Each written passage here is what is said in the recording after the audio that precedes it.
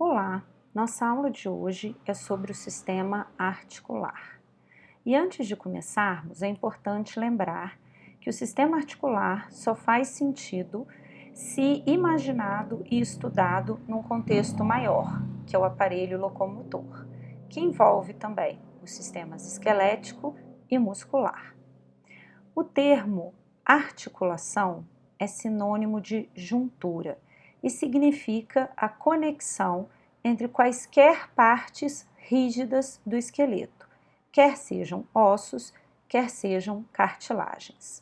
O termo articulação tem origem latina.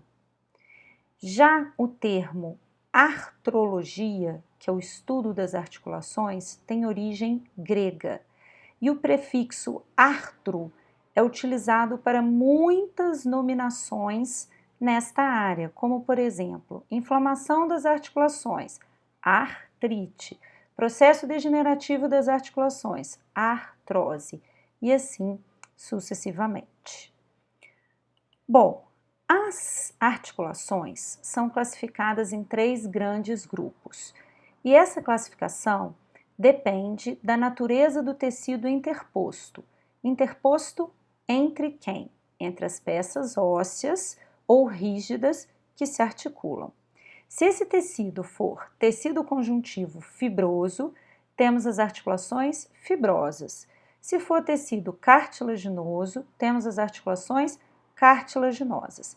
E se for o líquido sinovial, temos as articulações sinoviais.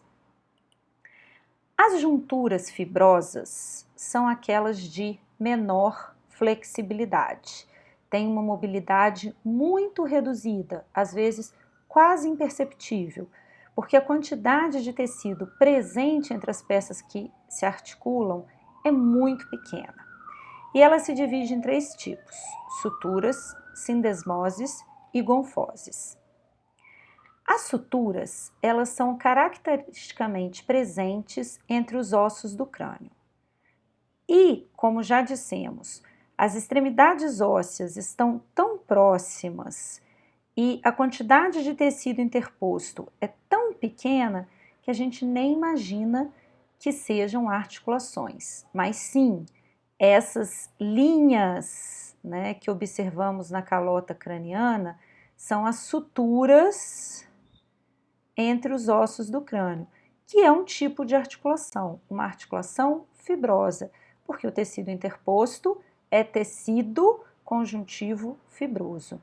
Mas é tão pouco, as extremidades estão tão próximas que às vezes fica inclusive difícil, né, de associarmos essas linhas, essas suturas a uma articulação, mas são. E nós temos 3 tipos: a plana, quando a superfície dos ossos, né, que se articulam é plana, né, linear, isso acontece aqui ó, entre os ossos nasais. A escamosa, né, que quando a superfície dos ossos se encaixam como bisel, acontece entre os parietais e os temporais. E a serriada, né, que é como se um dentinho encaixasse no outro, e acontece aí entre os 2 ossos parietais, tá? Lembrando que suturas são restritas ao crânio, aos ossos do crânio.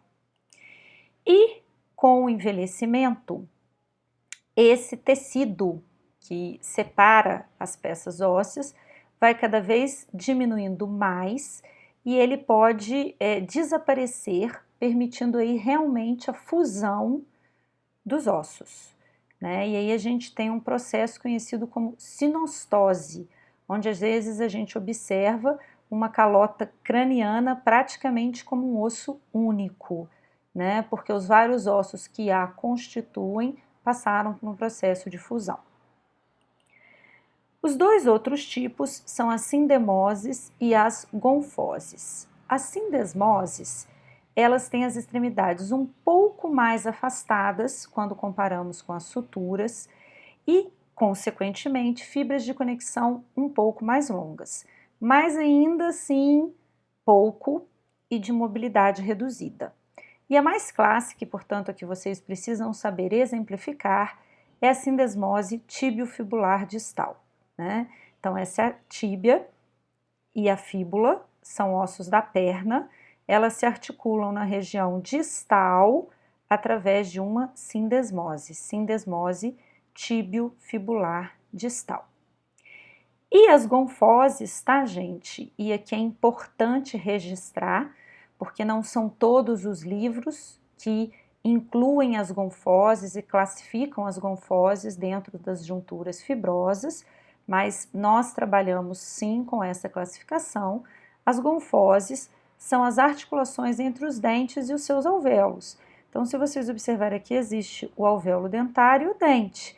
E existem aqui fibras, né? Tecido conjuntivo fibroso, né? Prendendo aí os dentes à estrutura óssea. Isso é uma articulação, isso é uma gonfose, isso é uma juntura fibrosa.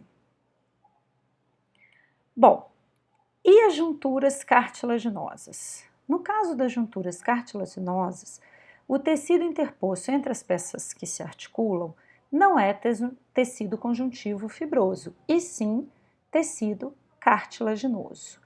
E aí, se temos cartilagem em alina, são sincondroses.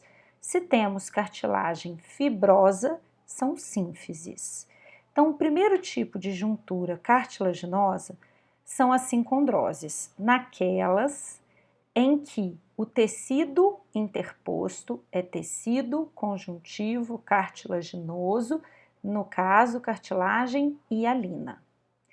E aí nós temos sincondroses temporárias, que são aquelas que existem num período, né, da evolução do esqueleto, mas depois desaparecem, né? É o caso da chifo external, entre o processo chifoide e o corpo do externo, e a manúbrio external, entre o manúbrio e o corpo do externo.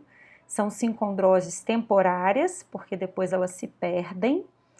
E temos as sincondroses permanentes, que são aquelas que são aí dessa característica e desse tipo ao longo de toda a nossa vida, tá? E as sincondroses permanentes mais características são aquelas que acontecem entre as cartilagens costais e as costelas, né? Então, entre as cartilagens costais e as costelas. Lembrando que articulações são as conexões entre quaisquer peças rígidas do esqueleto, quer sejam ossos, quer sejam cartilagens. E no caso do tecido cartilaginoso interposto ser fibroso, cartilagem fibrosa, nós temos as sínfises. E aí precisamos saber esses dois exemplos que são muito característicos e articulações muito importantes no nosso dia a dia. A sínfise púbica, que é a articulação aqui entre as regiões anteriores, né, dos ossos aqui da pelve, tá? É uma articulação que inclusive precisa se abrir, se afrouxar durante o parto para a passagem do feto. E outro exemplo, né, de sínfise são os discos intervertebrais, que se posicionam aqui entre as vértebras, tá? Também são sínfises e são aí importantíssimos para a estrutura da coluna vertebral como um todo. E as junturas sinoviais? Bom, gente, as junturas sinoviais são as mais frequentes no nosso corpo e são aquelas também que permitem maior mobilidade, maior amplitude de movimento. E toda juntura sinovial, ela tem caracteristicamente 4 elementos. A cápsula articular, né, que vai envolver aí, ó, as duas extremidades ósseas, né, ou as duas extremidades que se articulam, né, mantendo aí uma união necessária entre elas. A cavidade articular, né, a existência aí dessa cápsula determina uma cavidade, né? A cavidade é preenchida por líquido, é o líquido sinovial ou sinóvia, e nas extremidades ósseas nós temos a cartilagem articular, que é hialina, tá, gente? A cartilagem articular, que é hialina, mas nada tem a ver com com as sincondroses. E aí, gente, o que vocês precisam imaginar aqui é o seguinte: imaginem duas extremidades ósseas cobertas por cartilagem, né, que é um tecido aí mais liso, sendo que entre elas existe, né, uma bolsinha com líquido, e esse líquido tem a espessura de mais ou menos uma clara de ovo. Então, isso permite que elas interajam com deslizamento, sem atrito ou com o mínimo atrito possível. E isso é muito importante porque são articulações de grande mobilidade. Né? Aqui, por exemplo, nós estamos vendo a articulação do joelho. São articulações de grande mobilidade, onde o desgaste precisa ser evitado. Bom, e as junturas sinoviais, elas podem ter alguns elementos que vão auxiliar essa estrutura geral, né? Então, por exemplo, a cápsula, né, quando ela pega aí da extremidade de um osso ao outro, ela, de certa forma, promove uma união entre eles, mantém eles unidos, eles podem se movimentar, né, podem criar aí movimentos entre si, mas eles não perdem o contato. Isso é feito principalmente pela cápsula articular, mas em algumas articulações é preciso mais do que isso para manter as peças ósseas unidas, evitando movimentos em planos indesejáveis. E aí quem faz isso? Os ligamentos. Então os ligamentos ajudam a unir as peças ósseas, a limitar a amplitude dos movimentos, evitando, portanto, movimentos indesejáveis. E a articulação que mais precisa disso é o joelho, né? Então aqui no joelho, por exemplo, a gente vê ligamentos como o colateral fibular, o colateral tibial, o cruzado anterior, o cruzado posterior, que vocês já devem aí ter ouvido falar em N casos de lesões de atletas, tá? E isso é muito importante, gente, porque o nosso joelho, por exemplo, se eu considerar, né, aqui o fêmur e aqui a tíbia, né, ele faz isso, mas ele não pode fazer isso, né? Então tem estruturas aí limitando esse tipo de movimento indesejável e a própria amplitude com que eles ocorrem. E além disso, também podemos ter mecanismos, né, de adaptação e amortecimento, que são os discos e meniscos. De novo, onde vamos pensar? No joelho. É uma articulação que suporta todo o peso do corpo. E ela possui meniscos, ó, um menisco, né, outro menisco, um a cada lado, né, um medial e um lateral. Meniscos em forma de meia-lua, discos em forma de discos, mas a função é exatamente a mesma. É fibrocartilagem promovendo adaptação e principalmente amortecimento naquelas articulações que são submetidas aí a forças de peso e pressóricas de uma maneira geral mais fortes, tá?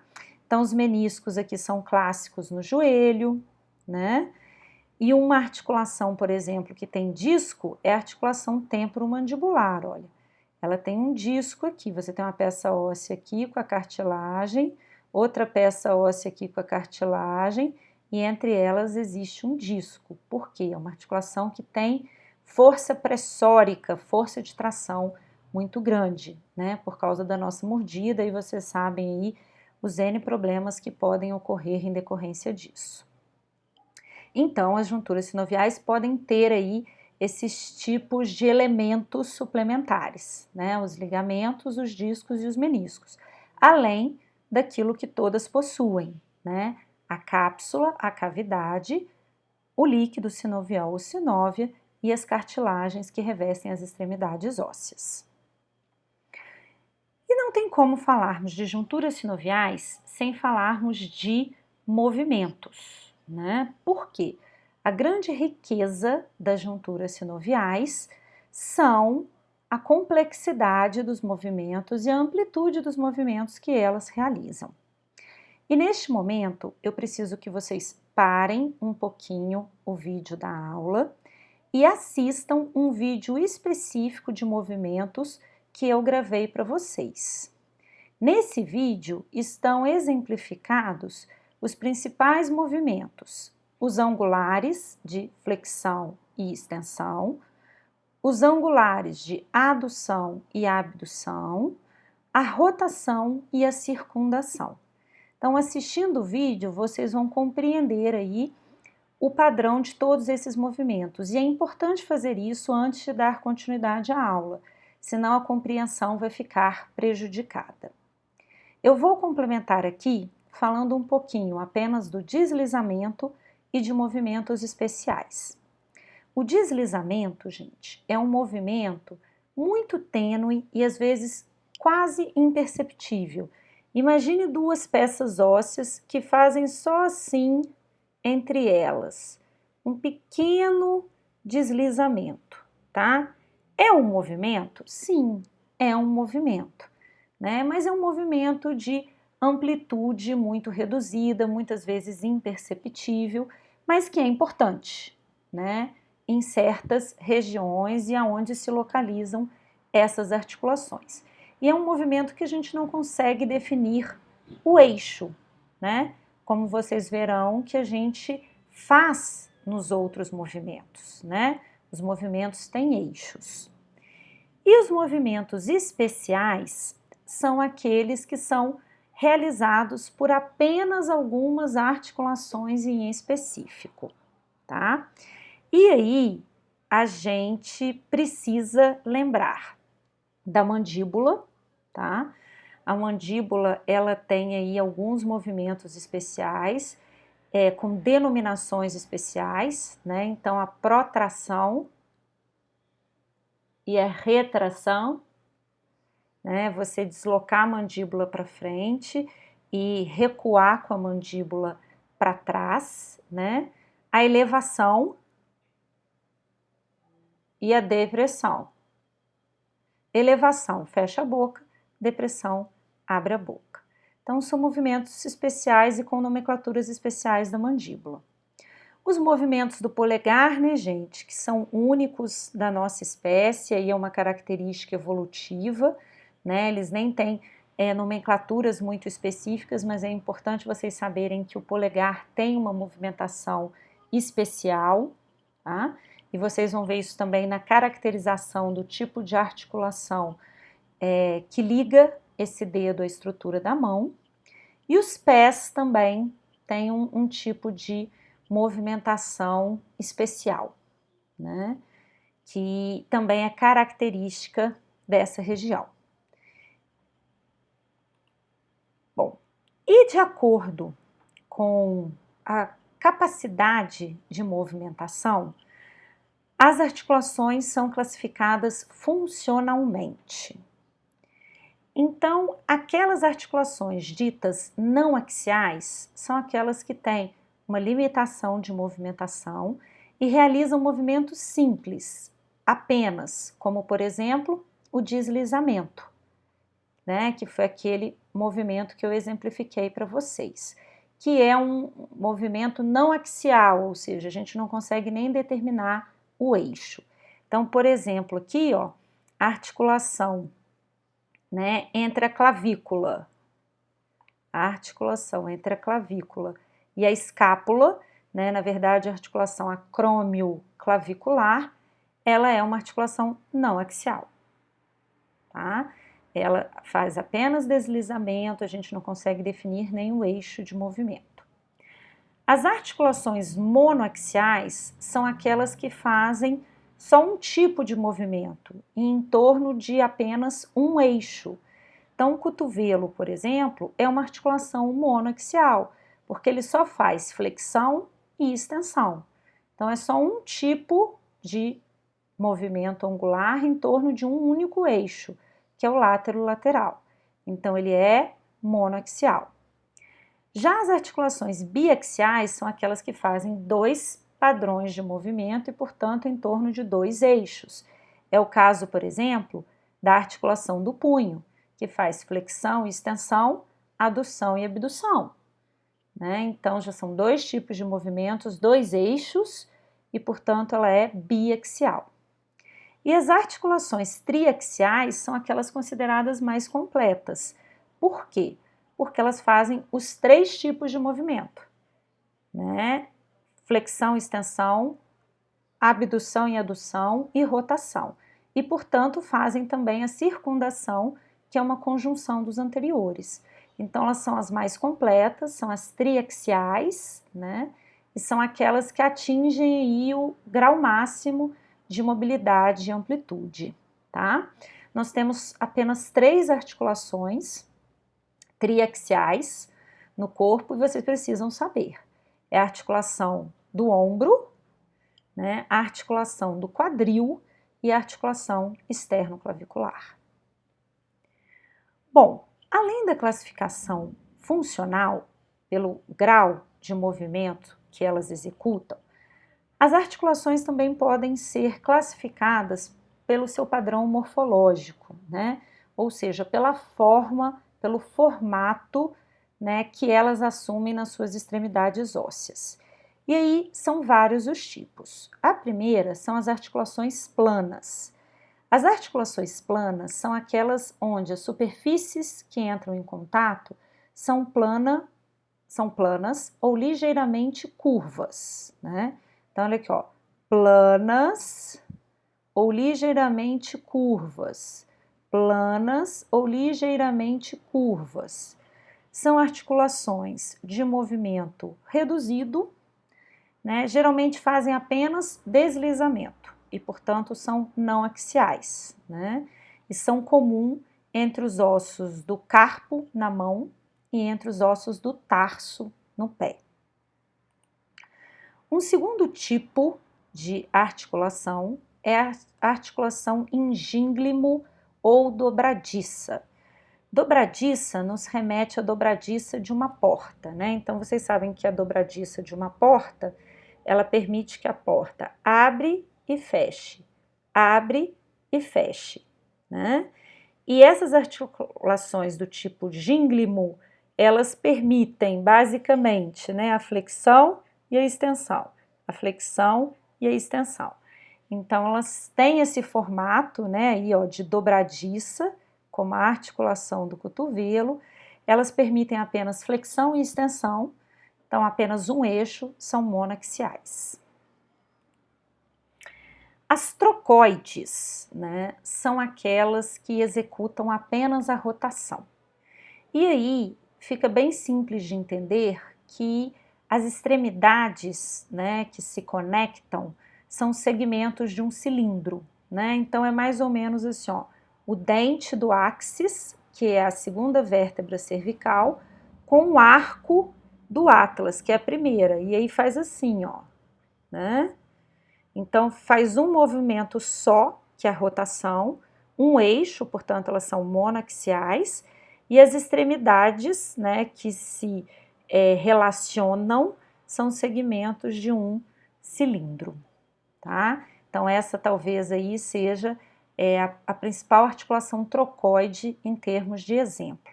Também são monoaxiais. As articulações elipsoides são aquelas que as superfícies ósseas que se conectam têm o formato de uma elipse, né? Então, é aquele formato assim um pouco abaulado, né? O formato de uma elipse. Então, se você olhar aqui no punho, ó, você tem uma elipse do lado de cá, né? Formada aí pelos ossos do antebraço, né? O rádio e a ulna. Então, a forma, pelo menos de uma das extremidades, se assemelha a uma elipse, né? Ó, a uma elipse. Essas articulações, elas permitem flexão, extensão, adução e abdução. Portanto, são 2 eixos e elas são biaxiais. Condilar. Então, gente, essa classificação condilar, ela é meio controversa. Tem autores que consideram a existência dessa classificação e tem autores que não consideram, né? Mas vamos pecar pelo excesso e explicá-la para vocês, né, da maneira que ela é conceituada por aqueles autores que a incluem na sua classificação. Então, a articulação condilar, ela prevê que uma das extremidades ósseas que se articula tenha o formato de um côndilo. Então, se a gente pegar aqui, por exemplo, a articulação temporomandibular, ela é uma articulação entre o osso temporal, que faz parte do crânio, e a mandíbula. E se nós individualizarmos a mandíbula, a extremidade que se articula com o osso temporal é um côndilo, né? São os côndilos da mandíbula. Então, essa seria um exemplo de articulação condilar. As articulações condilares, elas são sempre biaxiais, tá? Então, elas têm que fazer dois padrões de movimento. Um é sempre o flexão e extensão, que no caso da mandíbula, né, flexão e extensão é fechar e abrir a boca, né, elevação e depressão. E qualquer outro movimento associado, que pode ser um movimento particular. A mandíbula, por exemplo, faz protração e retração, né? Já é outro padrão de movimento em outro eixo, então ela é biaxial. Então as condilares, elas fazem sempre flexão e extensão e mais um padrão diferenciado de movimento. Mas o principal exemplo é a articulação temporomandibular. As celares, tá, gente? E na verdade essa precisa ser memorizada, tá? A articulação celar, nós temos apenas uma no corpo humano, que é a articulação carpo-metacárpica do polegar. O que é isso? Aqui nós temos os ossos do carpo e aqui a gente tem o primeiro metacarpo, né? E as falanges que constituem o polegar. Então, a articulação entre o carpo e o primeiro metacarpo é a única articulação celar do nosso corpo e tem que saber, porque é ela que permite os movimentos específicos do polegar. E qual que é a característica dessa articulação, gente? Ela se assemelha à sela de um cavalo, né? Imaginem que o corpo do cavalo está aqui, a sela vem e encaixa, né? Uma é uma convexidade, a outra é uma concavidade. Essa é a única que temos, então precisamos memorizar. Carpo-metacárpica do polegar e permite os movimentos próprios do polegar. Ela é biaxial porque ela faz flexão, extensão, abdução e adução. Aí você me fala, poxa, mas está escrito aí que ela faz rotação também. Sim, mas não é uma rotação verdadeira. A rotação do polegar, ela vem da associação dos outros movimentos. Então, não é uma rotação verdadeira, por isso são considerados dois padrões de movimento, dois eixos e, portanto, ela é biaxial. E para terminar, nós temos as articulações esferoides, onde as peças que se articulam são segmentos de esfera, né? Então, ó, um receptáculo e um segmento de esfera, tá? São as articulações de maior mobilidade, tá? São triaxiais, porque elas realizam todos os movimentos, e vocês já sabem quais são, né? A do ombro, a do quadril e a externo-clavicular. Bom, meninos, sobre este assunto é o que eu gostaria de passar para vocês. Espero que vocês tenham compreendido todo o conteúdo.